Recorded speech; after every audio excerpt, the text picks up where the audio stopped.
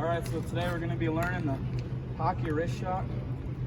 A couple basic steps to it. The first thing we're going to focus on is hand placement. So do we all know what handed shooter we are? Alright, so your dominant hand is most likely going to be on top, with your bottom hand about right in the middle of the shaft. So if everyone wants to do that. But your dominant hand on top? Usually. It's different for everyone. It's just the way you did it. Wait, so like people Like if throw you grow right-handed up on shooting lefties? right-handed, Wait, you're what? most So likely you throw right-handed and you're a lefty? yeah.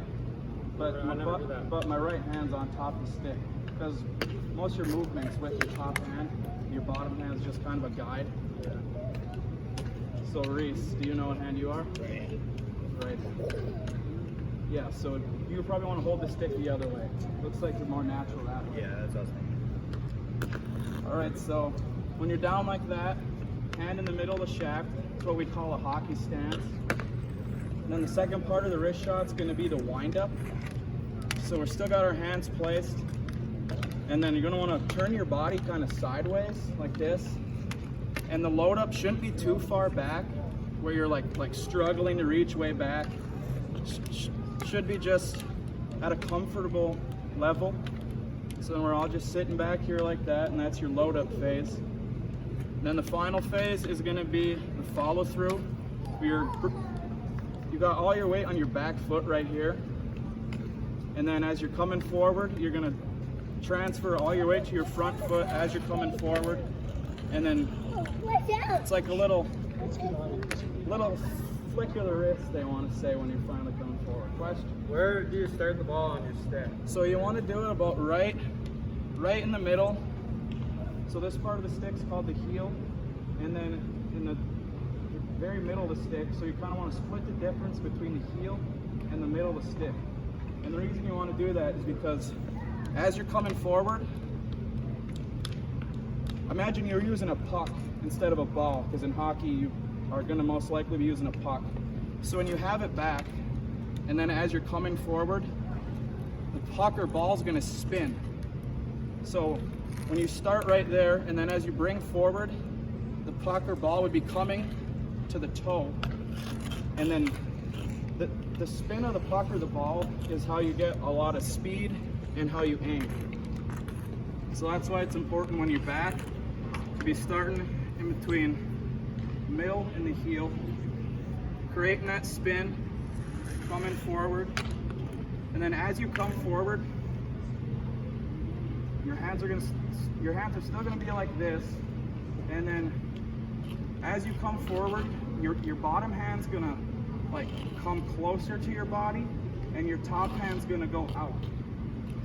So without actually shooting the ball, let's just all try a couple times of just bringing it back and coming forward and doing that motion of bringing the bottom hand in and the top hand out.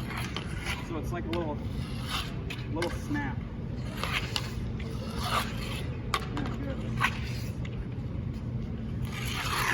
It's important to create that spin, because the wrist shot's probably the most common shot in hockey, I'd say.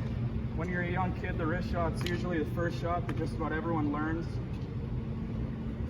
The reason why it's the most common is because you can do it when you're skating. So imagine skating and not having to stop. It makes it sort of unpredictable. So the goalie doesn't know exactly when you're going to shoot it, because you can stay in stride, bring it back and forward all without stopping. So why don't we try doing that a couple of times just without the ball. Just bringing it back while moving and coming forward all while moving at the same time. What do you do at the end? You get to bring it up like this? So imagine in basketball, after a player shoots, they always say to leave their hand in the cookie jar. So it's kind of similar in hockey. When you're coming back and then you're coming forward, when you follow through, you're going to point to where you're aiming. So similar to that. Alright. So now let's get in a line, just a single file line, and everyone try shooting at the net here while standing still. And focus on the weight transfer, bringing it back, and then following through and pointing at your target.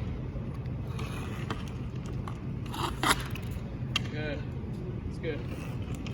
Thanks.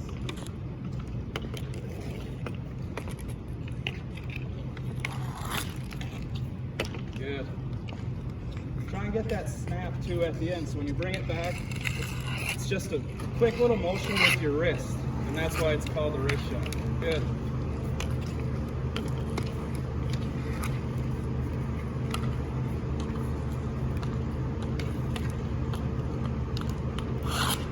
Good.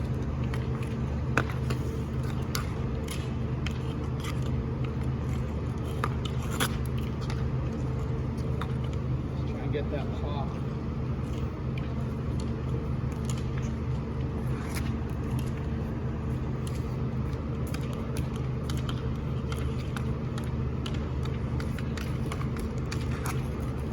Alright, good. So the last thing that we could try to incorporate into the wrist shot, but it's pretty hard with these type sticks. They're not like composite hockey sticks that you would use when you're on the ice. But the last part that would be important would be the flex. So the flex is the stick bended like that. And with an actual hockey puck and a hockey stick, when you'd be like on the ice, the flex almost creates like a hinge-like effect. So if you could imagine it stick flexing and then kind of hinging back forward like that. So that's where a lot of your power comes from, is getting the flex as you're coming back and then exploding forward and creating that hinge-like thing. So let's try just one more time and see if you guys can do it with getting a little flex and just a little up to the top. Good.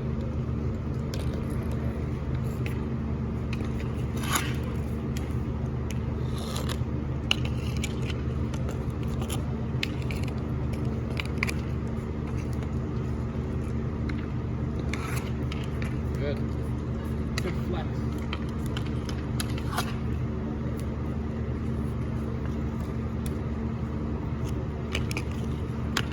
Alright.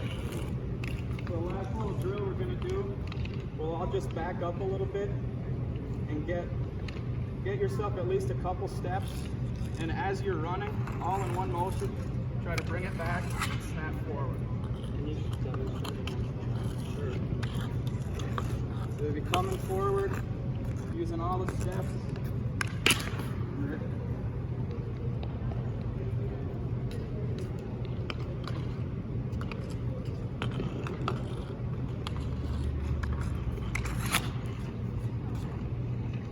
Never stop moving your feet. Always stay unpredictable. Good.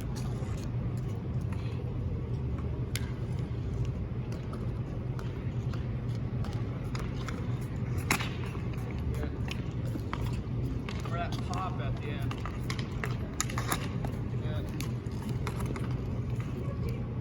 All right, that's the wrist shot.